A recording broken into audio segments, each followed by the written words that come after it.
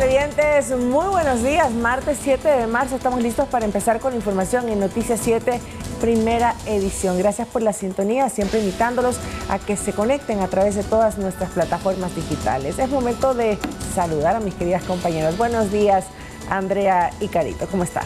Hola Meche y Carolina, muy buenos días a quienes como siempre nos sintonizan a esta hora de la mañana, pues estaremos con información actualizada sobre lo que ocurrió la tarde y noche de ayer en el sector de Cerecita, en las zonas 5 y 8, pues en Guayas, en donde hubo inundaciones por las fuertes lluvias. En Quito amanecemos también con un poco de llovizna y frío en la capital. Para este día, Andrea, Carito, es justamente, ¿no? Frío, nublado como ayer y lluvia también. Así es, compañeras, pues nos levantamos con frío en Quito, no solamente, también en otras partes del país, les vamos a actualizar sobre esto, pero también sobre lo que ocurrió en la frontera sur, y es que Perú destruyó pues maquinaria de minería ilegal que presuntamente sería de Ecuador en la zona de Macará. Les vamos a contar más adelante todos los detalles sobre esta noticia. La invitación entonces para que se queden con nosotros también a través de www.eltelegrafo.com.es, Pública FM y a través de nuestras redes sociales. Vamos a iniciar.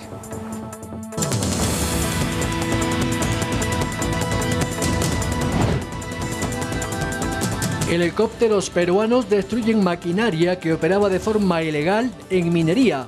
Ocurrió al frente de la línea de frontera con Ecuador. Según autoridades de Macará, las retroexcavadoras serían de origen ecuatoriano.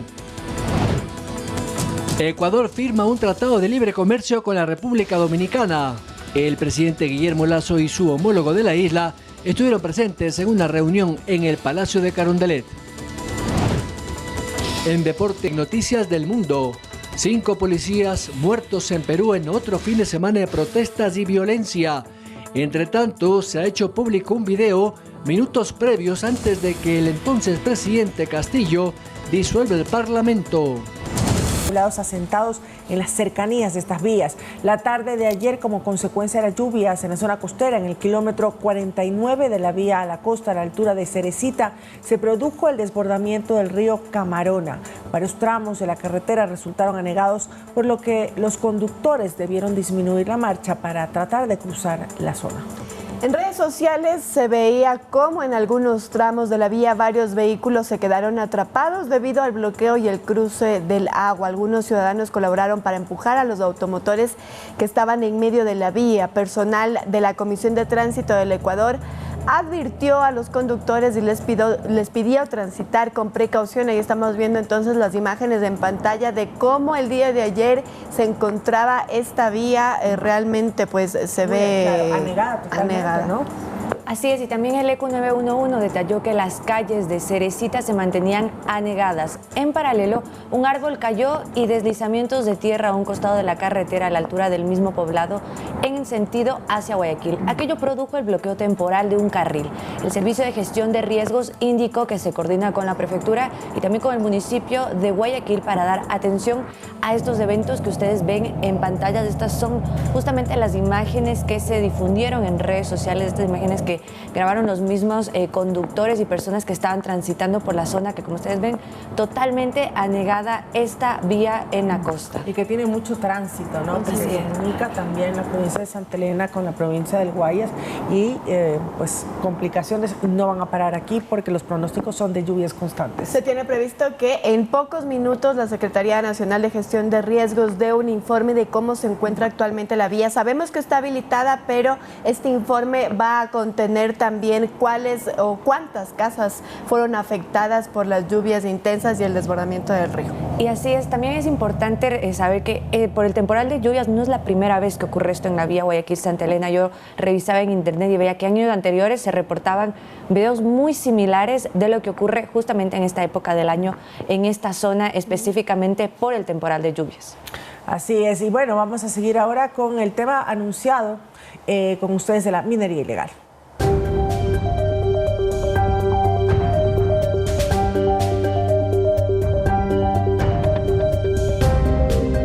Helicópteros del ejército peruano bombardearon maquinaria que realizaba minería ilegal en el norte de la frontera con Ecuador. Desde Macará, ciudad de Loja, que colinda con el Perú, las autoridades y habitantes se han mostrado sorprendidos por la acción militar, ya que las retroexcavadoras eran ecuatorianas.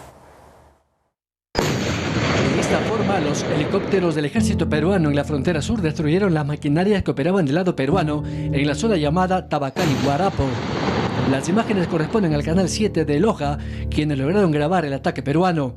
Se trataba de retroexcavadoras de origen ecuatoriano que operaban en territorio peruano, no autorizado y de forma ilegal.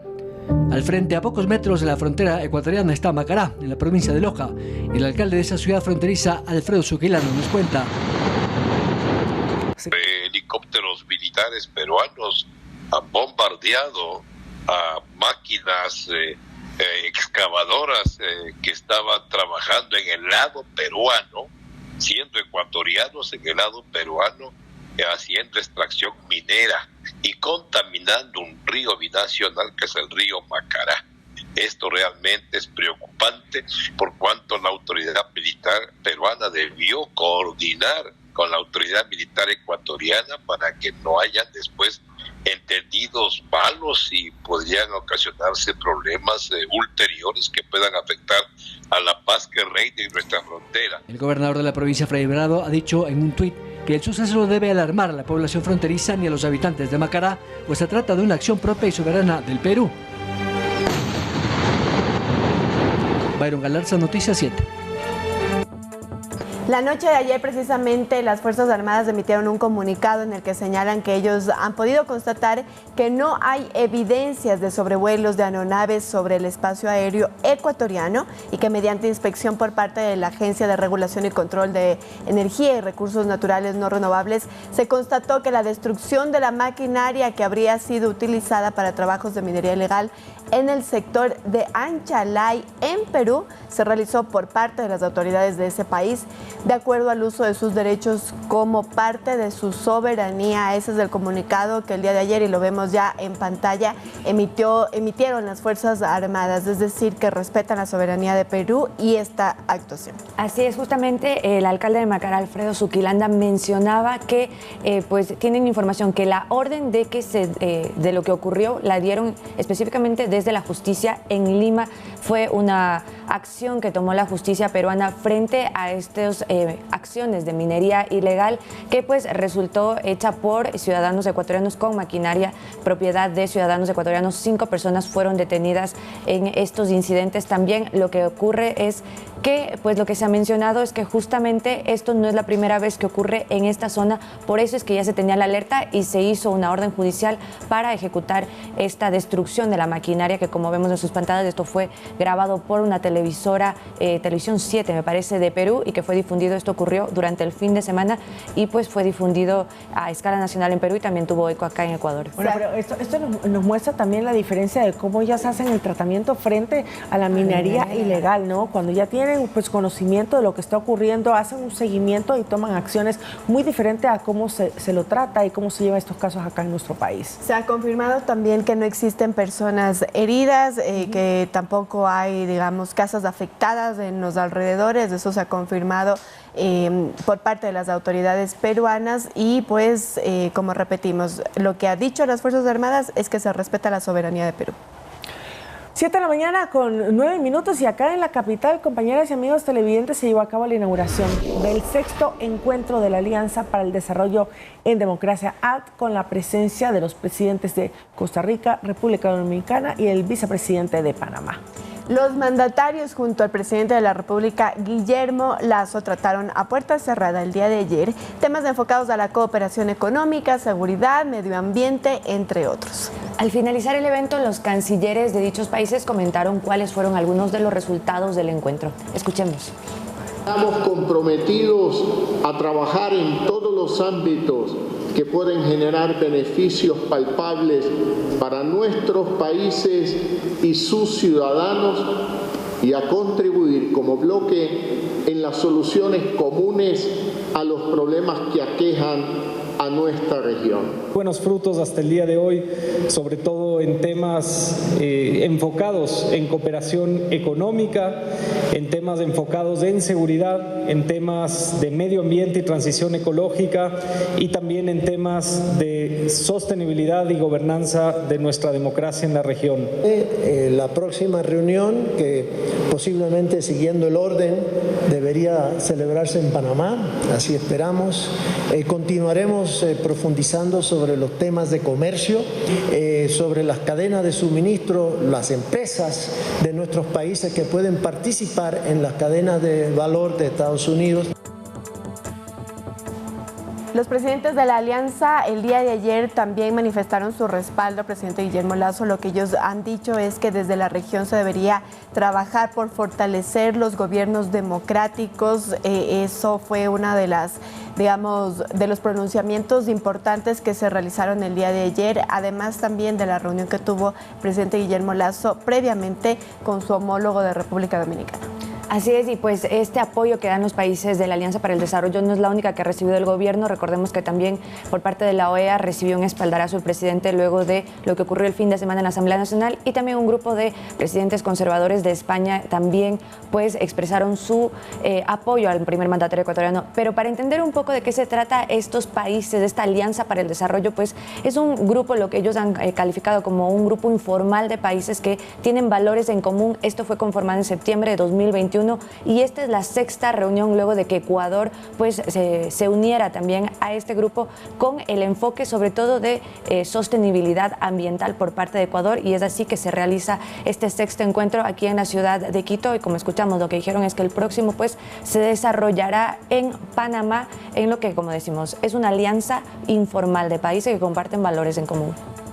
Bueno, y el presidente de la República, Guillermo Lasso, precisamente se reunió con su homólogo de República Dominicana, Luis Abinader, para fortalecer esta relación comercial entre ambas naciones. Vamos a ver.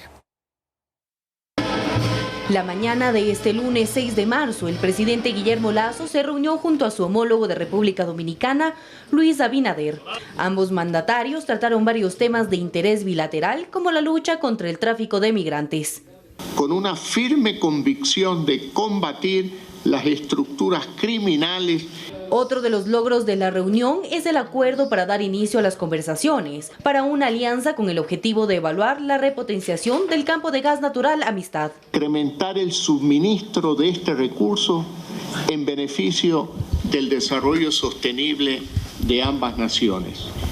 También hemos coincidido en el interés de realizar actividades de análisis, de exploración y producción adicional de crudo ecuatoriano con miras a satisfacer las necesidades a largo plazo de República Dominicana. Además, se acelerarán las conversaciones para poder definir la posibilidad de firmar un tratado de libre comercio entre ambas naciones. Y una comisión de empresarios dominicanos y del Ministerio de Relaciones Exteriores y de Industria y Comercio, pues van a reunirse para el mes de mayo, y mientras tanto están en contacto permanente para ver si podemos ver algunos acuerdos de libre comercio para diferentes productos de interés tanto para Ecuador como para República Dominicana. El primer mandatario visitará Costa Rica el próximo 25 de marzo, donde se llevará a cabo la cumbre iberoamericana, donde asumirá la presidencia pro tempore. Manuela Bedón, Noticias 7.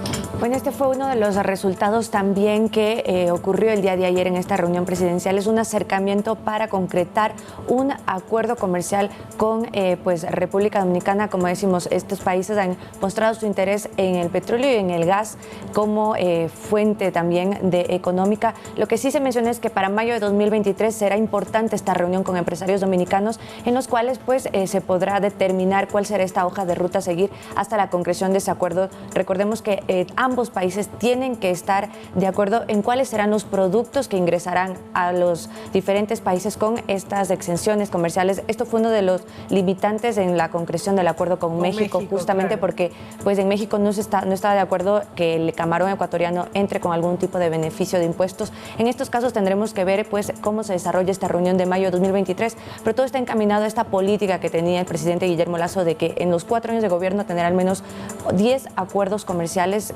pues finalmente finiquitados.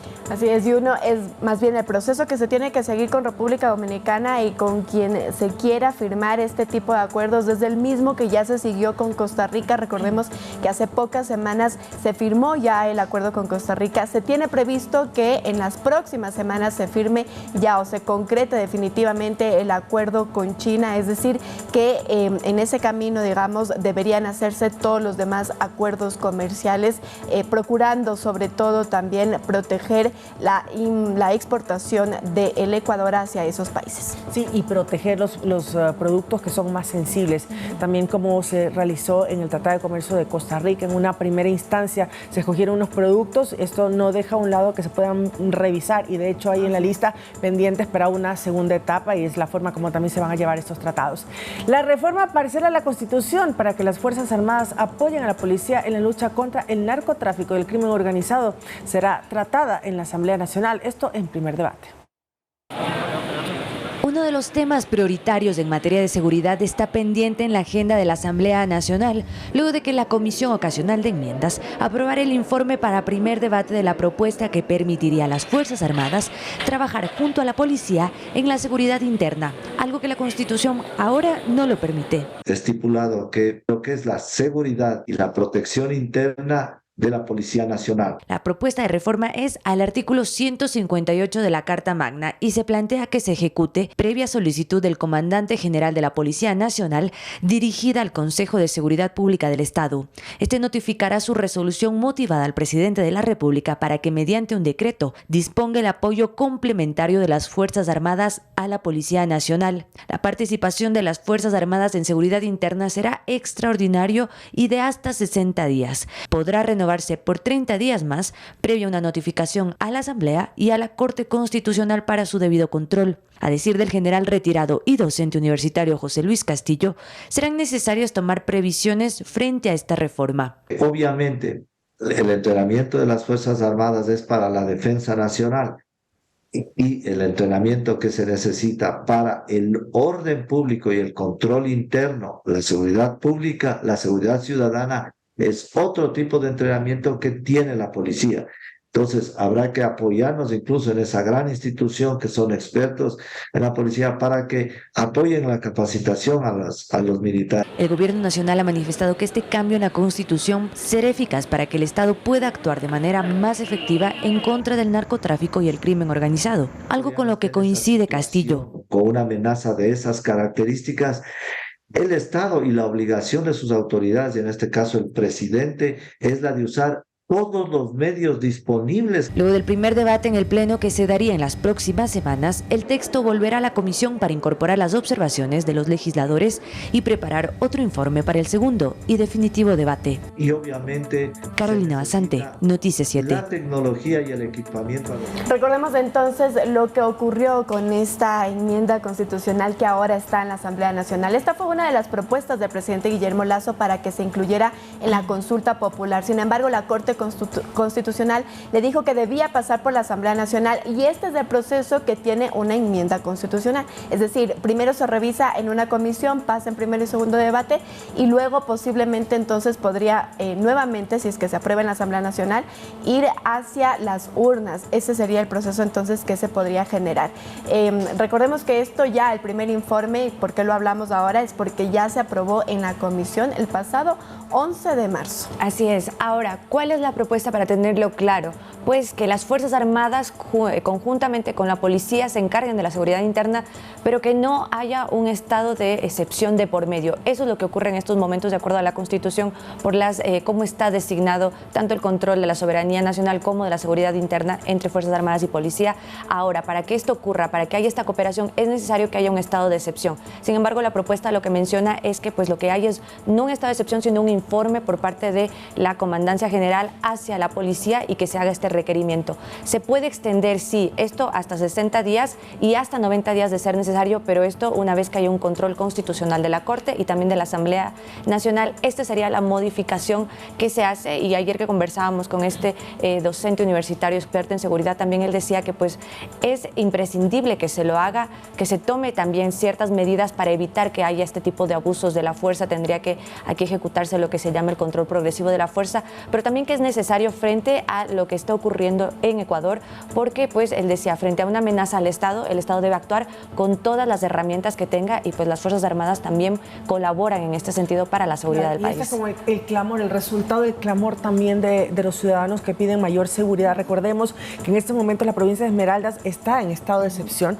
para que exista este trabajo mancomunado entre la Policía Nacional y los militares. Empezó este viernes pasado justamente y se extenderá durante 60 días. Esto es lo que ocurre en estos momentos y la forma de cómo tienen que trabajar, diferente ahora con esta enmienda que se presentaría. Sí, solo como para complementar lo que decía también Carolina, es que esta propuesta de la enmienda constitucional es para que los militares complementen o se subordinen a la acción de la Policía Nacional, es decir, no podrían actuar por sí solos, debería ser un trabajo en conjunto con Policía Nacional, sobre todo en seguridad interna, y como ya lo ha dicho Carolina y lo ha explicado, sin un estado de excepción. 7 de la mañana con 21 minutos, la fiscal Diana Salazar se refirió a los señalamientos que ha recibido sobre las investigaciones por el caso Sinohydro, en el que se habrían entregado coimas por $76 millones para el proyecto Coca-Cola Sinclair. Según Salazar, los procesados han tratado de encubrir sus actuaciones ilícitas y engañar a la opinión pública, y aclaró que los expedientes e informes ratifican las acusaciones contra los 37 involucrados, entre ellos el expresidente Lenín Moreno. Este pronunciamiento que hace la fiscal Diana Salazar tiene que ver justamente con con cuestionamientos que vino desde el gremio de abogados, un sector específicamente de abogados. Recordemos que un abogado forma parte de los procesados en el caso de Sinohydro. Lo que ella ha mencionado es que se intenta hacer un espíritu de cuerpo para cuestionar esta investigación. Se han presentado las pruebas y también, de hecho, hizo ayer un llamado sobre todo a los medios de comunicaciones para tener acceso a los expedientes del caso Sinohydro, en los cuales se encuentran todas las pruebas, ha dicho la fiscalía, ha dicho la fiscal general.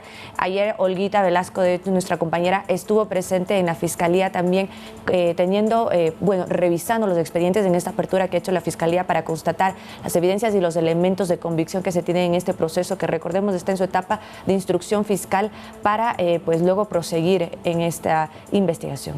Sí, ella ha hecho un llamado para que se pueda dar análisis sobre la base del informe que ha presentado Fiscalía o que lo tiene Fiscalía en sus manos para poder pedir o solicitar esta formulación de cargos que ya habíamos visto este fin de semana, ha pedido a 14 de los 37 involucrados que tengan medidas cautelares y se los ha dividido en varios grupos. Pero ella lo que ha hecho es un llamado a que se puedan informar de manera correcta, pero sobre todo bajo la investigación que está realizando Fiscalía. Vamos a irnos a una breve pausa. Enseguida regresamos con más información. Amigos televidentes, en breve 250 cámaras de seguridad cumplieron su vida útil en Quito. ¿Qué va a pasar? ¿Qué va a ocurrir? Bueno, el comunicado del sistema de videovigilancia ECU 911 al regresar.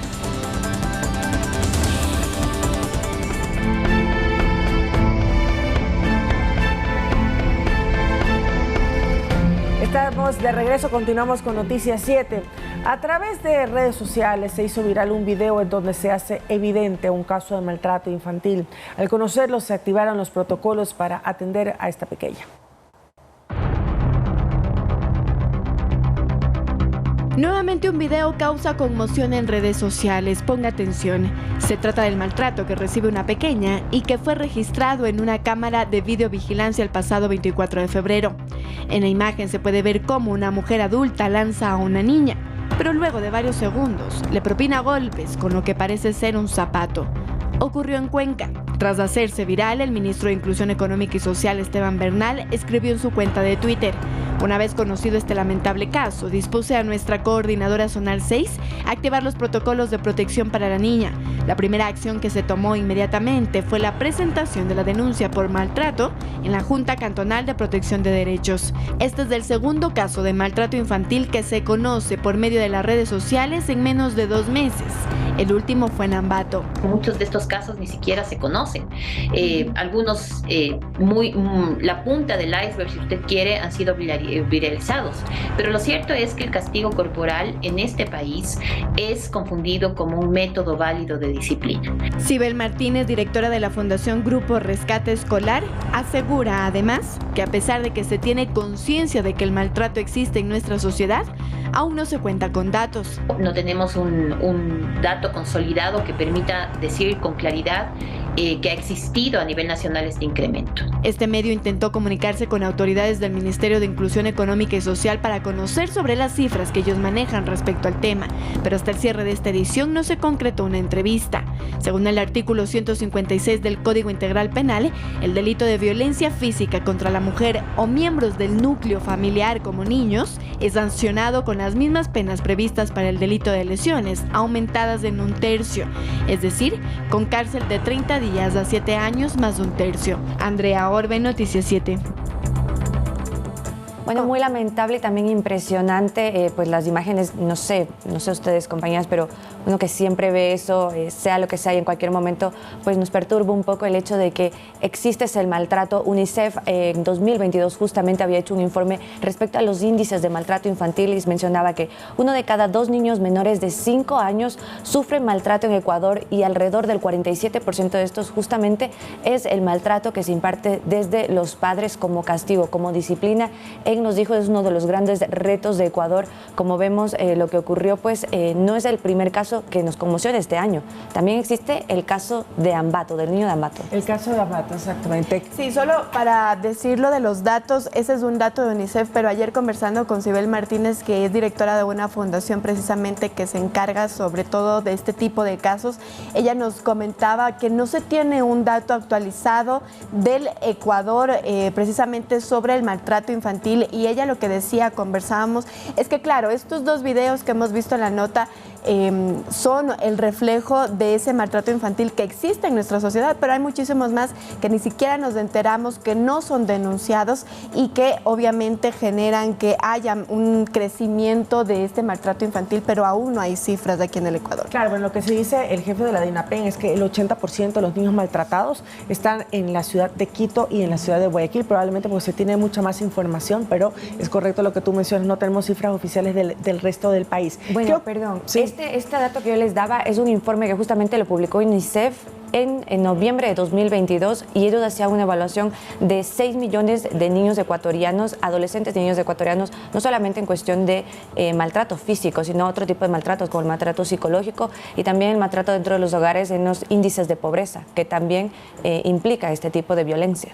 Bueno, ¿y qué pasó con el niño de Ambato, que ocurrió este maltrato y que se conoció a través de las redes sociales en el 30 de enero específicamente? Bueno, el niño fue recluido, digamos, por unos momentos, después fue con su tía, donde tiene que pasar 90 días, que todavía continúa con ella. La madre salió en libertad por estar embarazada, la madre tiene 21 años y la evaluación que hará el MIES, pasados estos 90 días, es para ver si hay la oportunidad que el niño regrese con su familia, con su madre, porque eso es el primer objetivo por parte de este proceso que tienen que seguir los niños con la familia, regresar y ver si es que se dan todas las condiciones supervisadas por el MIES para que el niño pueda estar con buena salud. Así que en estos momentos está el caso del niño de Ambato, que realmente conmocionó a todo el país, ¿no? Lo que tú dices es importante, porque ayer conversábamos con la experta en el tema y ella lo que me decía es que, claro, lo que se pretende es realizar capacitaciones dentro del núcleo familiar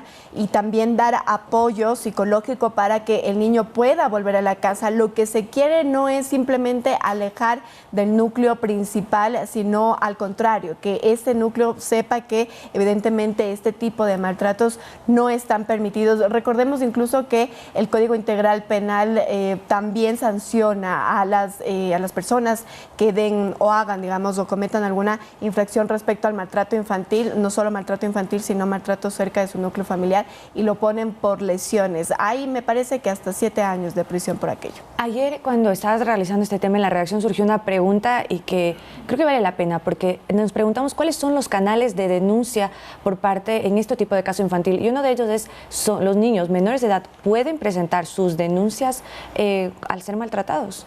Pueden llamar, se tiene habilitada incluso la línea 911 para que el niño pueda denunciar desde ahí, pero el protocolo al que se refería, por ejemplo, el ministro de Inclusión Económica y Social, es que en primera instancia se tiene que dar a conocer a la Junta Cantonal de Derechos. En cada cantón, como su nombre lo indica, pues existe este tipo de juntas y ellos entonces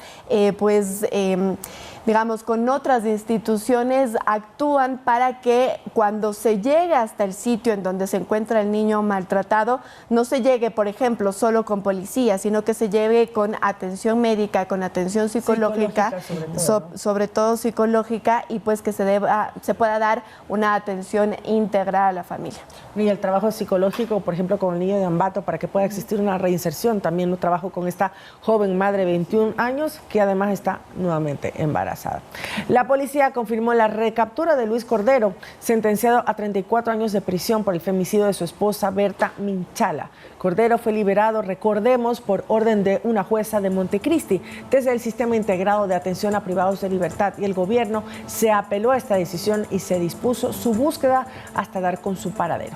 Recordemos lo que ocurrió entonces con quien estamos informando, que ya fue detenido hace pocos días. Se conoció la decisión de una jueza que dio libertad a dos femicidas, un femicida, o más bien los dos femicidas habían cometido sus delitos en Azuay.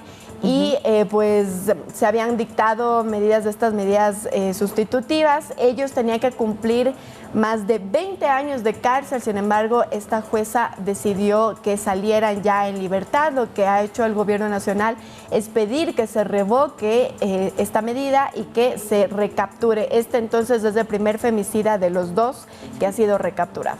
Así es, él fue recapturado justamente en Machala, y fue porque él se entregó a las autoridades, hay que decirlo. Luego de que se revocó su orden de captura, él se comunicó con las autoridades, se llegó a un punto estratégico, ahí se lo hizo. ¿Qué ocurrió? Pues él es el asesino de Berta Minchala. Ella fue una mujer que fue asesinada justamente por su esposo, fue asfixiada en el año 2016 en la ciudad de Cuenca, y también fue uno de los casos emblemáticos de femicidios que se registraron en su momento pues en esta ciudad, porque recordemos, en 2014 el femicidio fue tipificado y este asesinato se produjo 2 años después.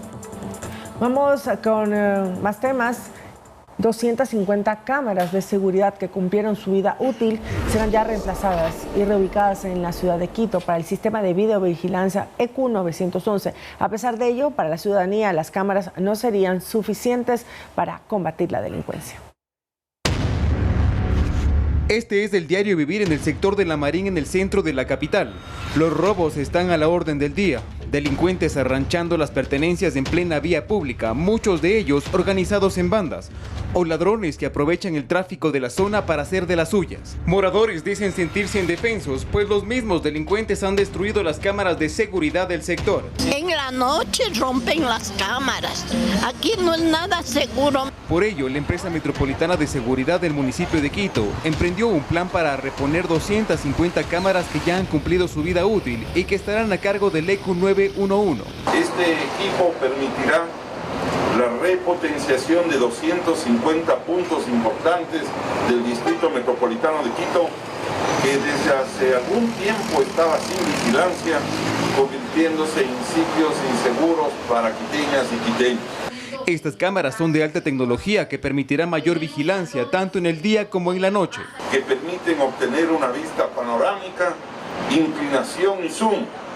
Además, posibilitan realizar vigilancia nocturna expansiva con una distancia de rayos infrarrojos de hasta 200 metros.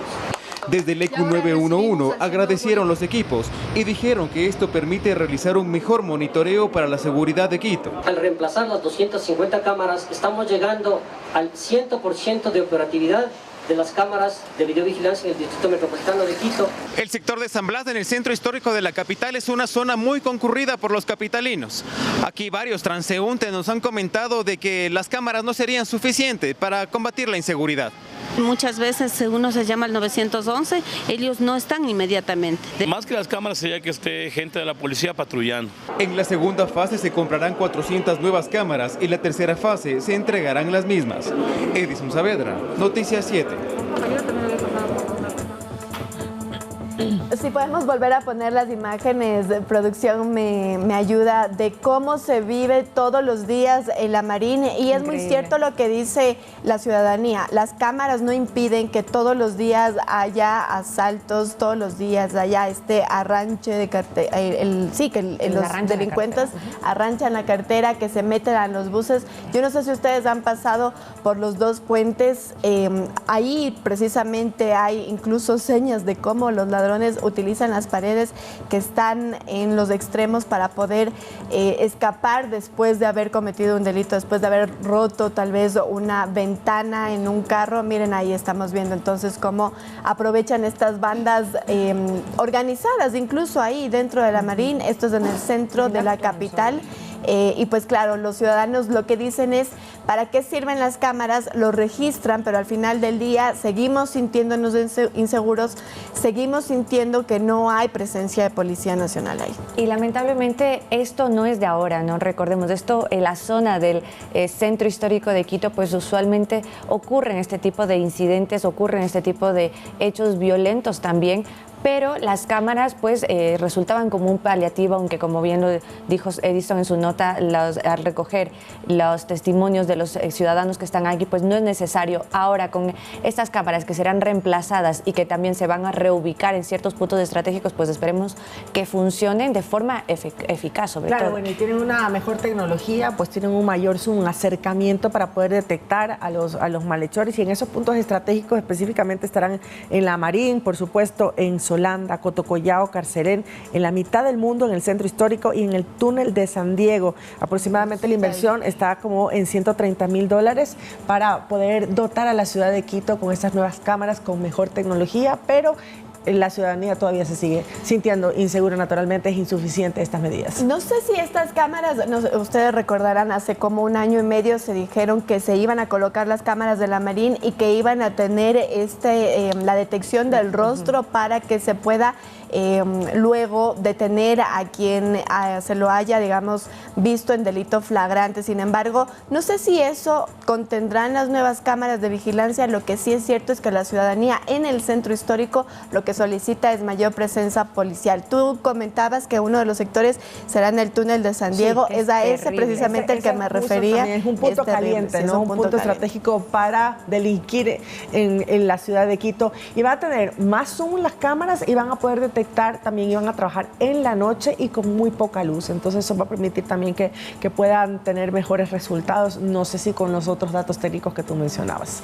Eso entonces está de deber para consultar a las autoridades. En su momento justamente lo que se criticaba de eso es el tema de la violación a la privacidad y el acceso a datos que necesitan tener para que funcione con la identificación facial, con los rostros, que bueno, entendemos que esa tecnología existe, por ejemplo en países de Asia se ocupa muchísimo, pero pues bueno, en todo caso las que estarán aquí, como bien ya lo ha especificado Meche, que funcionen en la noche y con poca luz es muy necesario, porque a pesar de que esta zona es muy movida en la mañana, en la noche también es muy peligroso. En el túnel de San Diego, pues yo personalmente he presenciado varios hechos que ocurren dentro del túnel y también en el tránsito del túnel, donde hay esta gran parada de buses que son los intercambiadores que van hacia el norte y hacia el sur. Y a pesar de lo que la ciudadanía pueda sentir, que evidentemente está en sus derechos porque ellos lo viven todos los días, hemos visto que sí dan resultado las cámaras.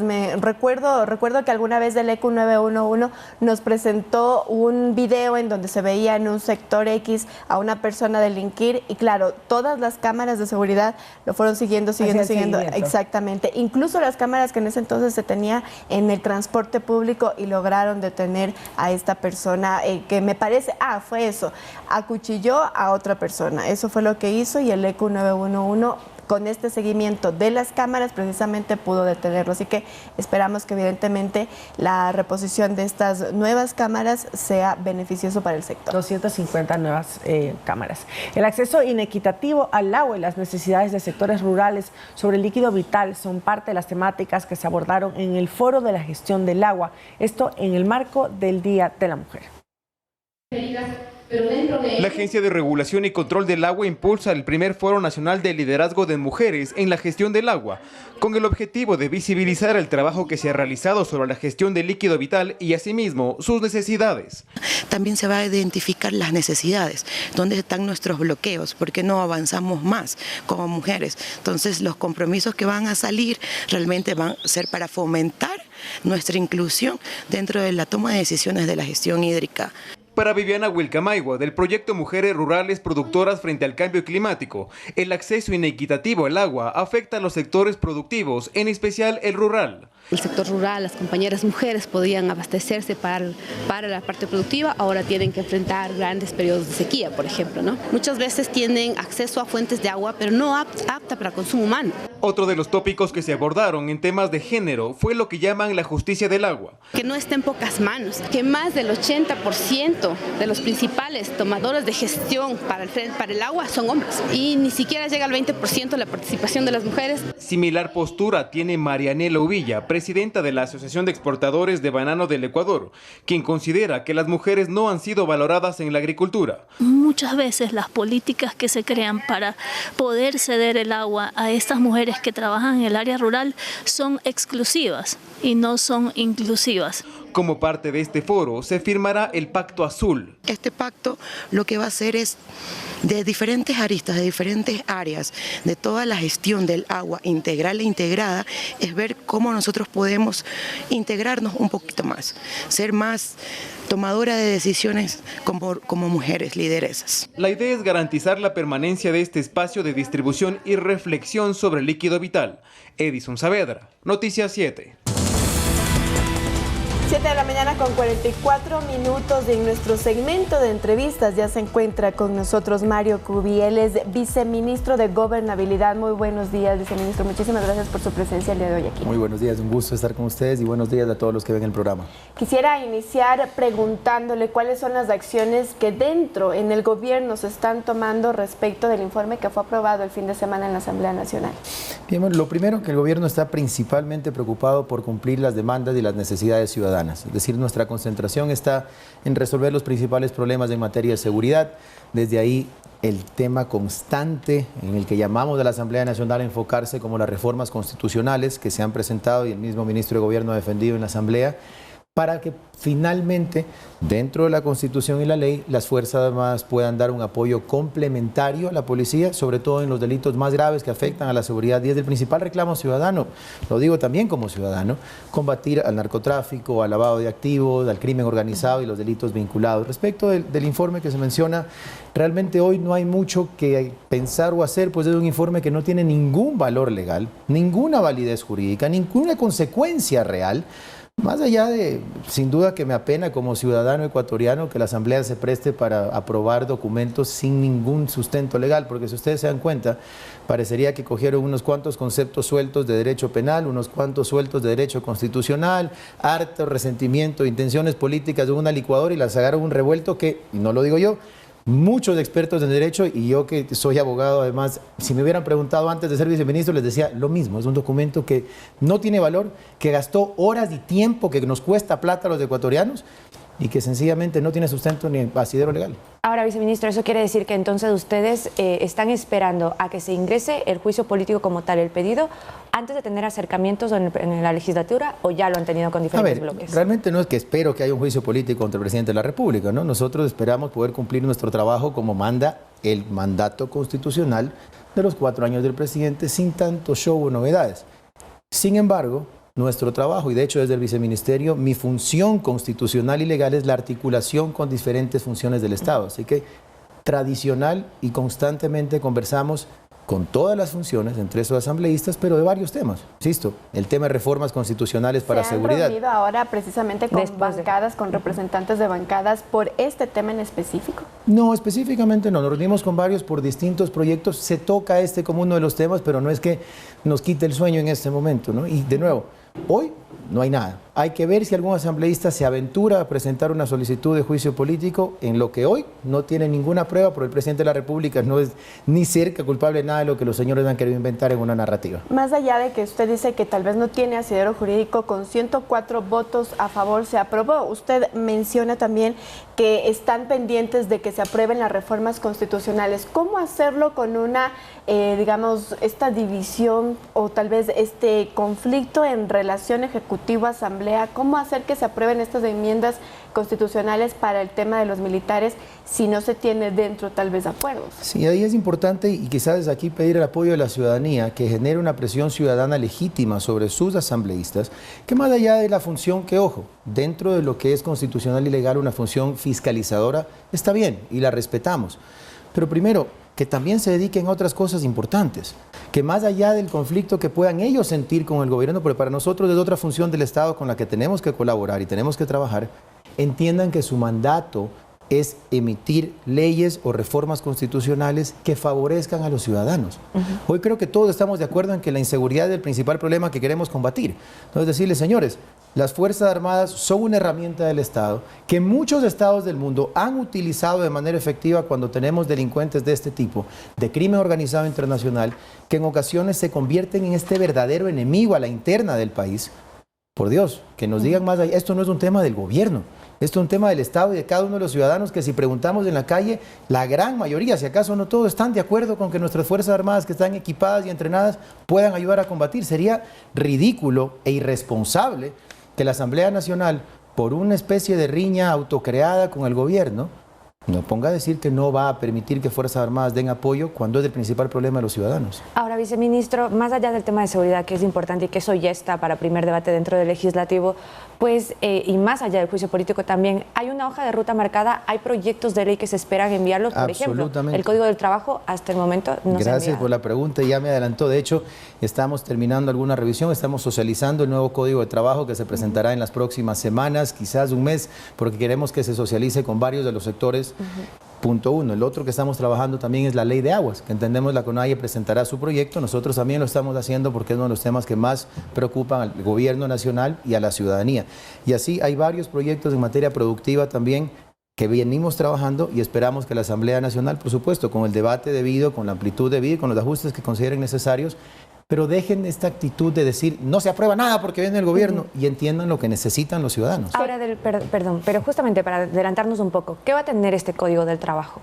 No quisiera adelantarme porque, de nuevo, como se está socializando, estamos recibiendo muchos de los criterios desde gremios, desde sindicatos, desde sectores. Tal vez están, Realmente es una revisión integral y preferiría que ese tema lo dejemos cuando esté listo porque sería empezar a elucubrar sobre factores que hoy están todavía en discusión. Para abril ya se tendría entonces el envío de este... Yo estimo que sí, sin embargo, de nuevo, no me quiero adelantar porque la intención es que cuando lo presentemos haya sido socializado y acordado con la mayoría de la sociedad y que no se tome como un proyecto que se impone desde el gobierno, sino como herramientas que como sociedad hemos identificado se necesitan para mejorar el empleo y la generación de empleo en el economía. Ha tocado usted también la ley de aguas que va a presentar esta propuesta el Ejecutivo. ¿Se ha conversado? Esto también fue parte de las mesas de diálogo que se tuvo con organizaciones indígenas. ¿Por qué presentar uno paralelo cuando se sabe que este 28 de marzo también las organizaciones lo presentarán? Porque desde el gobierno hemos recibido comentarios de todos y hay que recordar que como gobierno nacional, si bien es cierto, nos sentamos a dialogar con organizaciones sociales y una de las fuertes es la CONAIE, nosotros representamos a los 18 millones y un poco más de ecuatorianos, no solo a una organización. Esperamos coincidir en la mayoría de temas, es la intención y construimos desde esa perspectiva, pero de nuevo, nosotros representamos y trabajamos por todos los ecuatorianos. ¿Cuándo presentarán ustedes? Es una excelente pregunta. Nosotros como Ministerio de Gobierno articulamos, sin embargo, los técnicos y expertos del área tendrán que irlo definiendo en los próximos días. ¿Pero primero será el Código del Trabajo o la ley de aguas? No me quiero adelantar porque depende de cómo termine la socialización. Dentro de la hoja de ruta está en los próximos meses de ir presentando todos estos proyectos, pero decirles sería adelantarme a temas que se trabajan con otras carteras de Estado y sectores sociales. Finalmente, y solo para, como digo, para culminar, ¿cómo ha sido en estos últimos días la relación con las organizaciones indígenas? ¿Han entablado diálogos con ellas? ¿Se sigue teniendo las mesas de seguimiento de las mesas de los acuerdos? Sí, de hecho, qué buena pregunta y es importante aclarar, aprovecho 3 temas. El primero, Las mesas de diálogo terminaron formalmente el 14 de octubre del 2022, ¿sí? Y eso con todos los actores que estuvieron en las mesas. Luego se entablaron las mesas de seguimiento, que continúan activas. De hecho, los terceros o la contraparte imparcial sigue activa y en las próximas semanas se van a dar comunicados formales. ¿Quién sigue si ya se había levantado Fenocini con Naye? Ojo, estas personas decidieron unilateralmente, y lo sentimos mucho, levantarse de estas mesas de seguimiento. Sin embargo, quienes hacen esa revisión, que son, por ejemplo, universidades, que son organismos internacionales que están verificando el cumplimiento, entiendo en las próximas semanas publicarán su información y nosotros como Gobierno Nacional, más allá de que lamentamos que se hayan retirado unilateralmente, seguimos con el cumplimiento firme. Y ahí es importante como tercer elemento, y creo que por eso siguen conversando con nosotros varios actores sociales y se entiende. Ojo, no somos... No es que no entendemos que hay cosas en las que podemos mejorar. De hecho, por eso el presidente de la República la semana pasada ya ha anunciado un aumento en el presupuesto de la inversión social, un aumento en seguridad, un aumento en obra pública y vialidad, pero también hay que decir que hay cosas que se han cumplido. Estamos en un 28% de cumplimiento absoluto de los acuerdos y un 65% de acuerdos en cumplimiento. ¿Por qué? Porque no todo se hace de un día para el otro. Son planes de 3, 6, 12 meses y solo el 7% está con problemas o retrasos de cumplimiento y estamos en camino a resolverlos. También en materia de hospitales tenemos el Hospital de Bahía, inaugurado hace poco, el Hospital de Durán, inaugurado hace poco. En pocos meses va a inaugurar el de Manta, el de Pedernales, va a iniciar la construcción de la UCI y varias otras obras que considero es importante que la ciudadanía conozca que se están haciendo y se continúan. En abril entrarán 8.500 policías más a operar, en noviembre 5.000 más para completar 13.500 de este año, hay compra de chalecos, hay repotenciación de UPCs y bueno, creo que por el tiempo no se puede mencionar más, pero es importante que la ciudadanía conozca que si bien es cierto, hay que potenciar y seguiremos trabajando en reforzar estos elementos para la ciudadanía, no es verdad que no se ha hecho nada y mucho menos que no se han cumplido los acuerdos. Usted lo ha dicho, nos queda corto el tiempo para seguir conversando sobre los temas de gobernabilidad. Muchísimas gracias nuevamente. Muchas gracias a ustedes, siempre a las órdenes. Conversábamos con Mario Cubia, él es viceministro de Gobernabilidad. Con esto nosotros nos vamos a una pausa, amigos, pero quédense porque regresamos con Deportes. Hola, hola, muy buenos días, feliz martes para todos aquí en casa también y empezamos rápidamente con la información deportiva porque nos queda un poco corto el tiempo para todo lo que tenemos que decirles y arrancamos precisamente informándoles sobre Jackson Rodríguez porque el día de ayer fue operado exitosamente y esto da muy buenas noticias para todos los aficionados eléctricos, pues el jugador tendrá 5 meses de fuera de las canchas para recuperarse y también Richard Calderón, quien cometió la falta o estuvo involucrado en este tema, publicó, como podemos ver en pantalla, una disculpa y también dijo, entre otras cosas, que él estará a su regreso como hincha, esperando de todo corazón que le vaya muy bien. Así es que, bueno, esperemos que así sea y ahora pasamos a hablar también de Neymar, porque es otro lesionado que será operado en los próximos días de su tobillo derecho y se pierde ya toda la temporada. Si ponemos las imágenes, por favor, Neymar, ahí está. Ahí está, entonces él será operado de su tobillo derecho para una reparación de ligamentos y estará fuera de cancha en el futuro, además de hablar obviamente de su campeonato mundial. Ahora, si hablamos de Messi, también hablamos de CR7 porque envió ayuda a Siria y a Turquía a los damnificados por el terremoto del 6 de febrero. Todo un avión lleno de artículos de primera necesidad. El jugador que hoy milita en Arabia Saudita envió, entre otras cosas, carpas, insumos médicos, ropa, alimentos y artículos para bebés. Además de esto, también cumplió el sueño de un niño sirio que pidió conocerlo. Así es que lo invitó al último partido que jugaron el viernes entre el Al-Nassr y el Al-Batin y ahí pudo compartir unos minutos, tomarse fotografías y bueno, cumplir el sueño de este niño que al final dijo, ojalá todos pudieran conocerlo porque es una muy buena persona. Qué bueno, qué buen detalle de CR7. Vamos a hablar ahora de Moisés Caicedo porque se cumplió el sueño no solo de él, sino creo que de todos los ecuatorianos porque luego de esta telenovela con el Chelsea y su deseo de mejorar no solamente sus ingresos, sino también su exposición en el fútbol internacional, pues bueno, ha firmado la extensión de su contrato con el propio Brighton hasta el 2027 y aparte de eso aumentó su salario de $16.800 mensuales a $72.200, es decir, 4 veces lo que estaba ganando. Es decir, que al final en el 2027 habrá ganado ya 4,5 millones aproximadamente. Pero qué bueno, porque tenía uno de los sueldos más bajos de la Premier League y es un jugadorazo. Y era la aspiración que tenía, además, ¿no? Para poder ayudar a su familia. Así es que contentos por él. Y nada, solamente decir que hoy Liga de Quito y Delfín se miden en el estadio de la Casa Blanca por la Sudamericana para pasar al siguiente fase. ¿A qué hora? Partido único, 21 horas. 21 horas. ¿Y quién va a ganar Liga? Ya lo sabemos. Esperemos. Gracias, compañeras, amigos televidentes. Gracias por su sintonía. Más información, 19 horas. Y nosotros regresamos mañana a las 7 horas y Noticias 7. Buenos días.